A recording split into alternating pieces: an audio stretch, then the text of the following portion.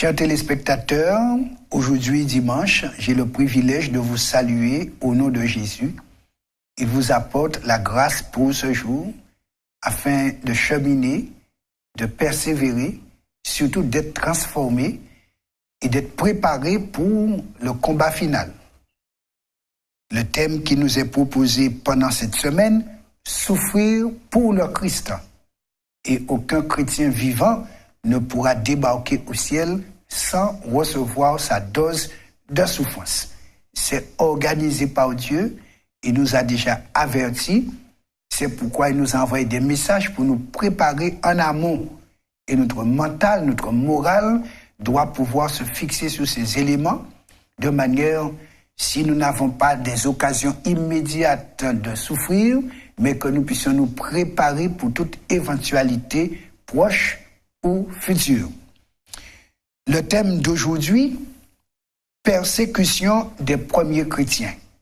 Comme la Bible le dit, ce qui a été écrit pour notre instruction, pour nous qui sommes parvenus à la fin des siècles. Ainsi, nous allons voir ce qu'il en était d'eux pour savoir ce qu'il en sera pour nous. Nous allons prier afin que notre Père nous accompagne pendant ce moment de réflexion et d'analyse biblique. Nous glorifions ton nom, notre Père et notre Dieu, de ce que dans ce grand conflit entre le bien et le mal, tous ceux qui prennent le parti du bien souffrent le mal parce qu'ils refusent le mal. Mais nous préférions souffrir le mal que de faire le mal. Et nous te disons merci pour nous avoir accordé ta grâce qui nous a extirpés du mal. Et l'ennemi nous attaque pour qu'au travers de tout ce que nous allons endurer, nous puissions faire marche arrière. Mais puisque c'est toi qui nous façonnes, qui nous formes, nous te demandons par l'Esprit Saint de nous qualifier comme tu as qualifié Jésus et ces hommes du passé qui, ayant Jésus dans leur vie, ont su suivre ses traces. Aujourd'hui, c'est le défi qui est présenté devant chacun d'entre nous. Donne-nous d'être prêts pour cela. Alors que nous allons ouvrir ta parole, éclaire-nous et prépare notre âme par la foi. Nous prions au nom de Jésus. Amen. L'apôtre Pierre disait aux premiers chrétiens, aux chrétiens du premier siècle, ces éléments d'encouragement par rapport à ce qu'ils allaient confronter, affronter, endurer. Nous trouvons dans 1 Pierre chapitre 1er, verset 6, et ensuite 1 Pierre 5, verset 10, les éléments suivants. Il leur disait, c'est là ce qui fait votre joie. Quoique maintenant, puisqu'il le faut, vous soyez attristés pour un peu de temps par diverses épreuves. Et nous soulignons, et comme l'apôtre le dit, diverses épreuves. Dans le temps qu'on a à passer sur terre, on passe par diverses épreuves. Car quand on a traversé une étape, le diable prépare la prochaine. Et le chrétien se prépare pour la prochaine. C'est comme une course à étapes. Mais il nous faut parcourir toutes les étapes. Dans 1 Pierre 5, verset 10, il dit encore, « Le Dieu de toute grâce qui vous a appelé en Jésus-Christ à sa gloire éternelle, après que vous aurez souffert un peu de temps, vous perfectionnera lui-même, vous affermira, vous fortifiera, vous rendra inébranlable. » Donc, l'apôtre nous dit et nous rassure, c'est pour un peu de temps. Que ce soit pendant un certain temps, que ce soit pendant toute notre vie, mais il nous dit, nous aurons à passer par diverses épreuves. Mais Dieu gère la gradation de la puissance des épreuves pour que nous puissions, comme il est dit, être perfectionnés au travers de ces étapes jusqu'à être inébranlables. Donc, le diable va nous secourir par la souffrance, mais la grâce de Dieu va suffire pour nous rendre inébranlables et triompher de notre senti et ressenti pour être fort en Jésus.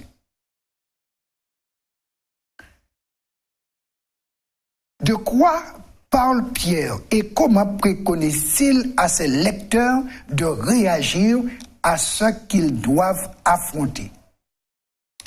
Pendant les premiers siècles, le simple fait d'être chrétien pouvait vous condamner à une mort atroce. Une lettre adressée à l'empereur romain Trajan illustre combien la sécurité des premiers chrétiens était précaire.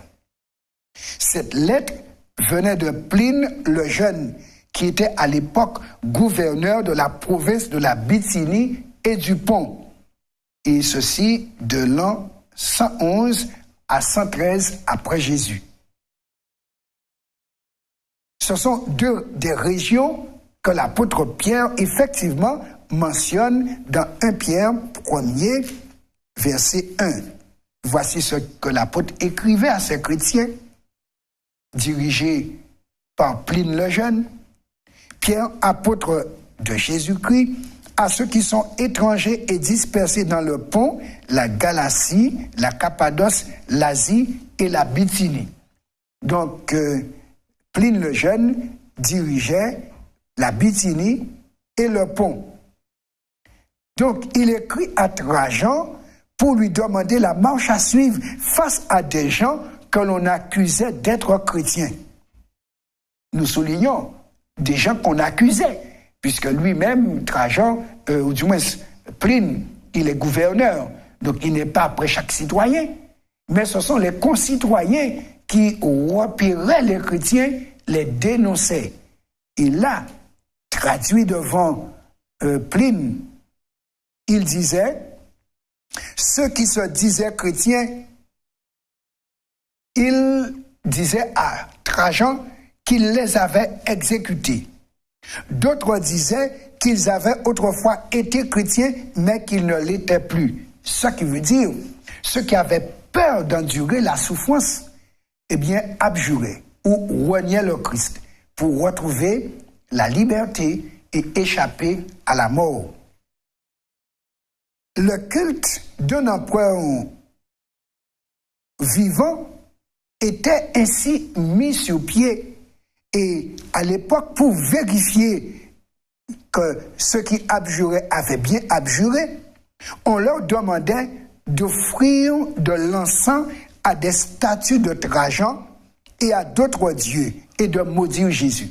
Donc ceux qui disaient « j'ai été chrétien, je ne le suis plus », on leur demandait de faire ce geste. Offre un peu d'encens à l'empereur. Et s'ils faisaient le geste, là, c'était le signe visible qu'ils avaient renié leur foi. Et ainsi, ils étaient libérés. Mais ceux qui refusaient cet acte d'adoration à un humain, eh bien, c'était la mort à coup sûr.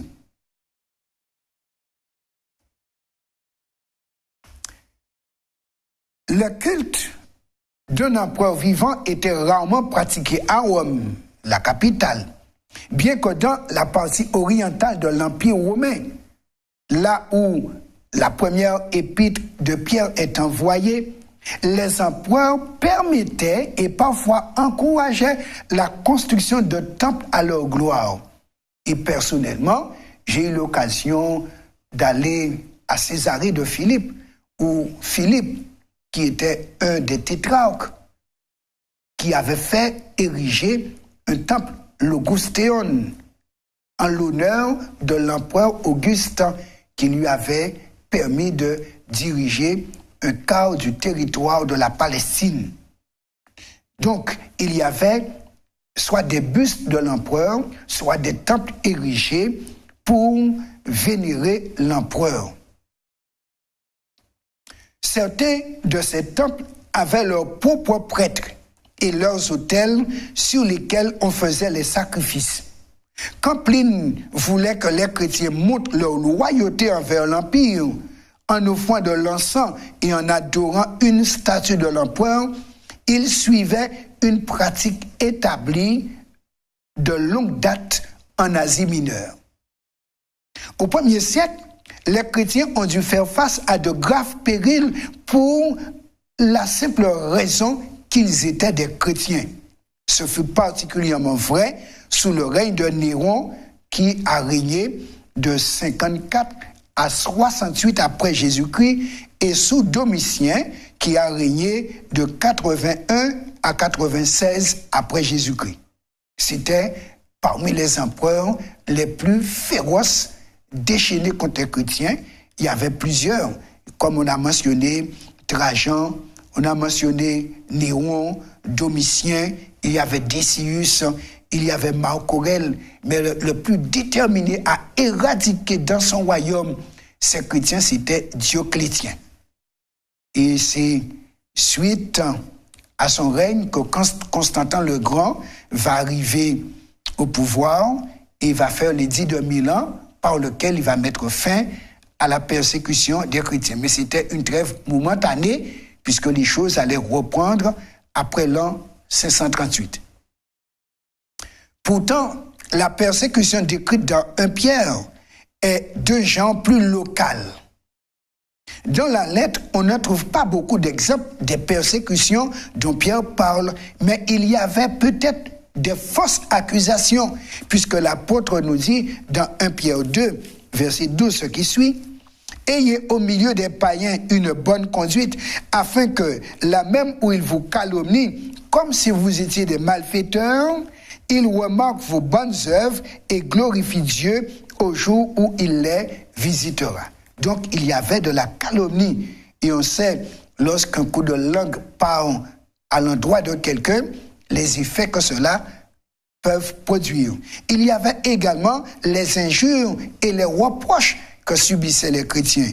Dans 1 Pierre 3, verset 9, l'apôtre dit « Ne rendez point mal pour mal, ou injure pour injure, bénissez au contraire, car c'est à cela que vous avez été appelés, afin d'hériter la bénédiction. » Donc, il y avait une persécution psychologique, il y avait la persécution physique, mais l'apôtre Paul, l'apôtre Pierre du moins, encourageait les chrétiens à faire face à tout type de persécution, que ce soit d'ordre, on peut dire, affectif, psychologique, social et physique. Donc, il les encourageait à ne pas rendre le mal pour le mal, à subir, mais à ne pas faire subir. Donc, quand les épreuves étaient sévères, elles ne menaient pas, semble-t-il, aux incarcérations générales ou à la mort. En tout cas, à cette époque. Malgré tout, vivre comme chrétien mettait les croyants en porte-à-faux sur des éléments importants de la société du 1er siècle. Et ils pouvaient souffrir à cause de leur croyance. Ainsi, Pierre répond à une préoccupation sérieuse en écrivant cette première épître pour encourager ses concitoyens chrétiens à tenir bon, à ne pas abandonner le Christ, mais à aller jusqu'au bout de leur expérience spirituelle.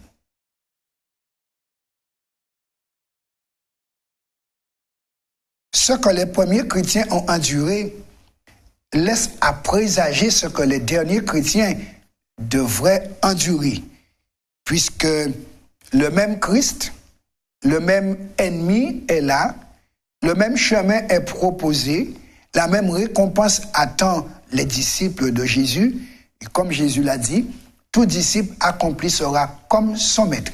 Donc, tous ceux qui entrent dans la discipline de la vie de Jésus doivent s'attendre à subir les mêmes conséquences. Les mêmes causes entraînent les mêmes effets. Mais ne nous attardons pas sur les effets. Restons fermes à la cause. Union avec Jésus. Et le Jésus qui a vaincu nous a dit, vous aurez des tribulations dans ce monde, mais prenez courage, j'ai vaincu le monde. Appuyons-nous sur la victoire de Jésus, sachant qu'avec lui, nous vaincrons aussi. Persévérons. Prions-le. Merci notre Père et notre Dieu, de ce que, en acceptant Jésus, l'ennemi déchaîne sa colère, mais tu nous as montré comment tu as su soutenir la foi de ceux qui nous ont précédés. Ils ont enduré, ils ont perdu des biens, perdu jusqu'à leur vie, mais ils ont tenu bon, gardant Jésus au fond du cœur. Nous t'avons accepté comme Père et Jésus comme Sauveur et Avocat. mais nous avons besoin aussi d'être enracinés dans ton évangile, parce que tu as fait de nous tes héritiers. Nous voulons le demeurer, quoi qu'il advienne. Prépare nos cœurs, augmente notre foi, remplis-nous de ton Esprit Saint et scelle-nous pour que la souffrance n'ait pas d'effet négatif sur nous, mais au contraire, comme il est dit, cela puisse contribuer à notre enracinement et affermissement en Jésus. Par amour pour toi, nous prions au nom de Jésus. Amen.